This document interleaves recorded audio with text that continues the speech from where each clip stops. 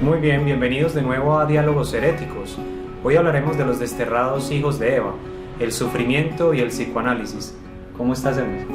Hola José Manuel, muy bien, y para ilustrar nuestro tema traemos un fragmento del Salve de la Iglesia Católica que dice así: a ti clamamos, los desterrados hijos de Eva, a ti suspiramos gimiendo y llorando en este valle de lágrimas.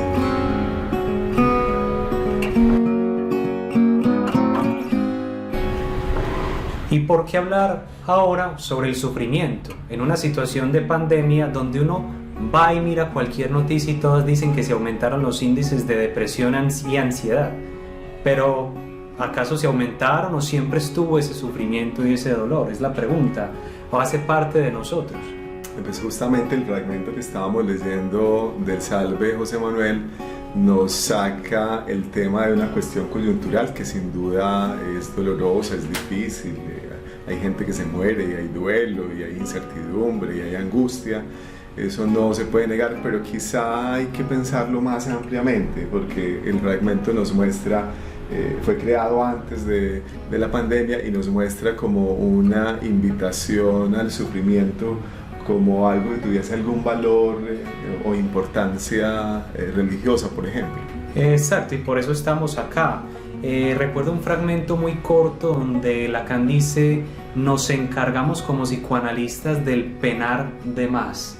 Es decir, hay cierto dolor y sufrimiento que es inherente a la vida humana. ¿Por qué no iniciamos precisamente preguntándonos qué dice quien creó el psicoanálisis, que es Sigmund Freud? Acá tengo un texto, José Manuel, si te parece, un texto del malestar en la cultura, que se los recomiendo. Es un libro maravilloso donde Freud analiza diferentes aspectos de la cultura, de la sociedad, y uno de esos aspectos que analiza José Manuel es cuáles son las fuentes del sufrimiento humano. Y mira lo que dice, que hay tres fuentes del sufrimiento humano. Escuchen lo interesante: la supremacía de la naturaleza, la caducidad de nuestro propio cuerpo, y uno de carácter social, que es la insuficiencia de nuestros métodos para regular las relaciones humanas en la familia, el Estado y la sociedad. Tres fuentes del sufrimiento humano, José Manuel. ¿Qué piensas de esto que nos dice Freud acá? Me llama mucho la atención sobre todo las dos últimas. La primera es evidente, estamos en una catástrofe de la salud, digamos, corporal, médica, como le quieran llamar, pero las otras muchas veces no son tomadas en cuenta, y es que hoy en día se venden todos los métodos para no envejecer y se promueve cuanta técnica existe para que no sintamos ningún tipo de envejecimiento ni dolor, ¿cierto? Que tiene que ver con el cuerpo. Y la última tiene que ver con uno de los motivos más frecuentes en consulta, que son los vínculos familiares, pareja, amigos. No hizo lo que quiso, me respondió como no esperaba, me amó como no me esperaba que me iba a amar, etcétera, etcétera. Sí, precisamente lo que viene a plantear Freud acá en el texto es que esa es la principal fuente de sufrimiento, ¿cierto? La última, que es la de carácter social, es decir, la relacional.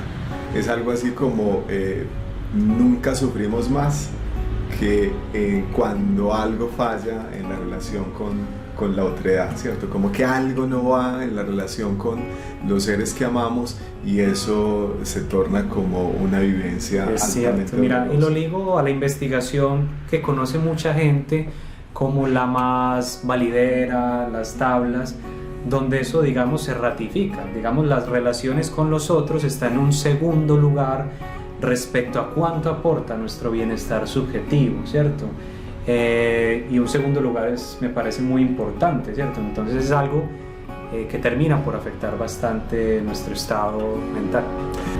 Bueno, y luego, José Manuel, de mirar a Freud, yo te invito a que miremos un autor latinoamericano psicoanalista que también es un diagnóstico sobre cómo está el tema del sufrimiento, las causas del sufrimiento en nuestra época, un autor que te gusta mucho, Alfredo Eidelstein, argentino él, y nos dice dice cuatro, pero les invito en Diálogos Heréticos a que veamos tres. Dale. El individualismo moderno, ¿cierto? Que es algo así como la extrema jerarquización del individuo concebido aisladamente. O sea, en una época donde algo así como sálvese quien pueda y como pueda. O sea, aquí no hay vínculos, no hay redes, no hay solidaridad. Cosumbo solo. Cosumbo solo también se dice José Manuel, ¿sí?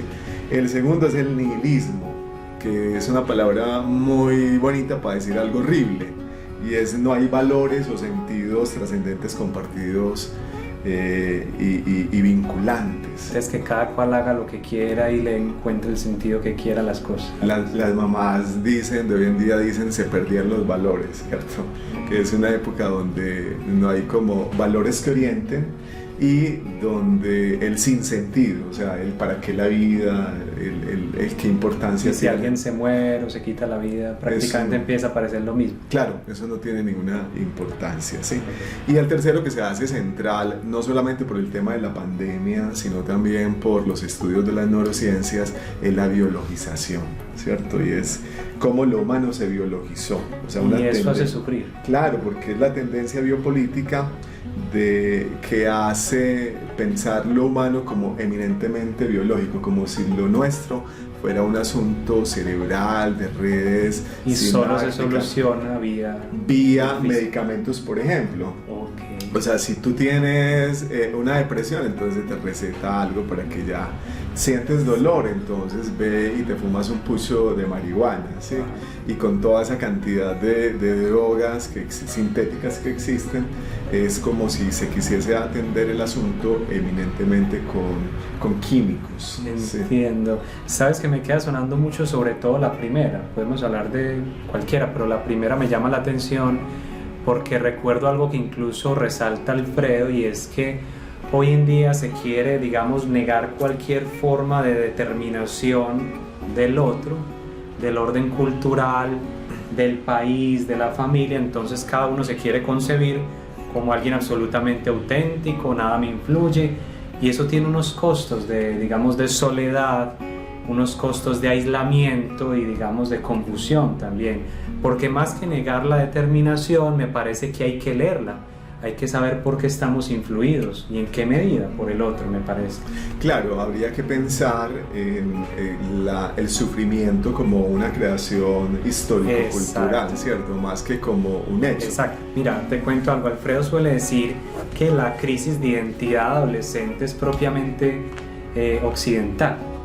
Una cultura que al promover el individualismo, entonces el chico cuando está joven le cuesta decir: si papá hizo maderas, yo voy a hacer maderas.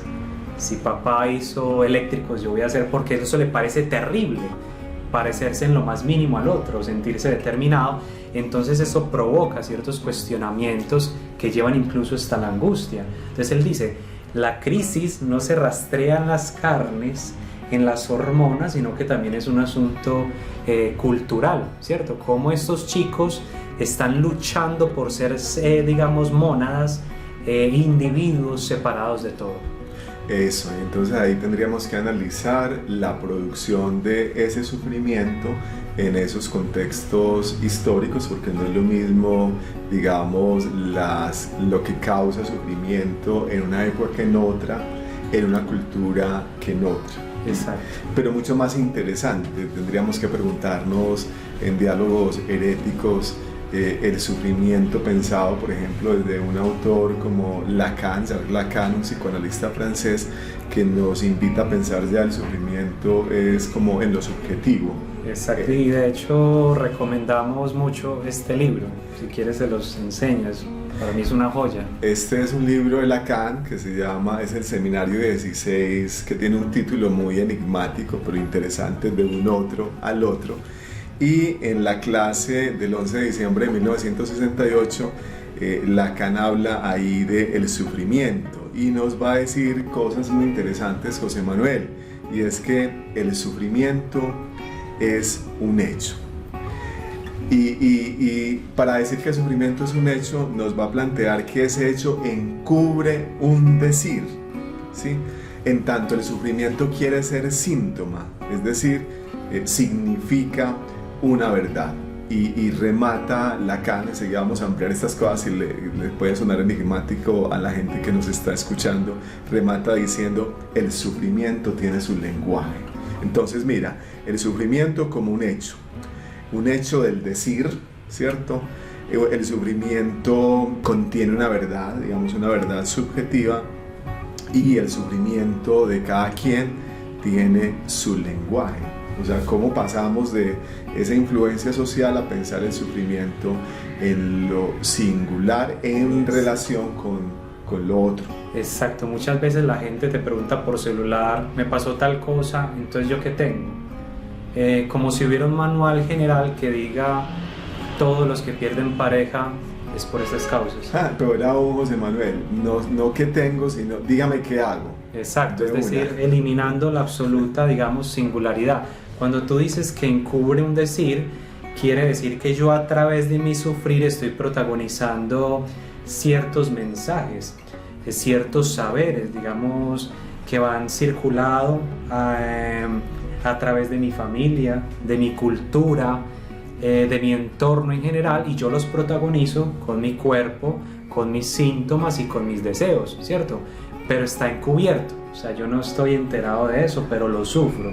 Que justamente es lo que haría el psicoanálisis, ¿cierto? Si bien hay una producción histórico-sociocultural del sufrimiento, lo que le interesa al psicoanálisis desde esta perspectiva es mirar cómo eso se particulariza, cómo se convierte en un saber. O sea, el sufrimiento algo dice, ¿sí? Se puede descifrar ese saber a través de un proceso analítico y entender cómo y por qué estoy sufriendo. Y de hecho, una de las frases que cita Lacan ahí es, digamos, los pacientes no pueden decir la verdad, o señalemos su verdad, sino que la sufren, ¿sí? Entonces, en vez de confesar, de lograr articular cuáles son esos mensajes que están protagonizando, lo que hacen es vivenciarlos una y otra vez sin poder enterarse de eso. Bueno, José Manuel, acá en Diálogos Heréticos hemos hablado de los desterrados hijos de Eva, cómo fuimos, tal como dice Stanislao Zuleta, expulsados del paraíso. Y en esa expulsión pareciera ser que lo que queda es el sufrimiento. No obstante, hay opción para pensar, ¿cierto? Para pensar eso en lo personal, y para quizá exista un cambio subjetivo en relación con las formas particulares de sufrir. Sí, estaba ahí totalmente de acuerdo contigo, y ya los asuntos de cómo se trata esto, cuál es la técnica, qué pasa en sesión, son asuntos que podemos ir tratando en otro encuentro con ustedes, así que les mandamos un abrazo, y ya que están conectados, les damos las gracias. Estamos en Diálogos Heréticos con José Manuel y Hermes. Te esperamos en nuestro próximo episodio.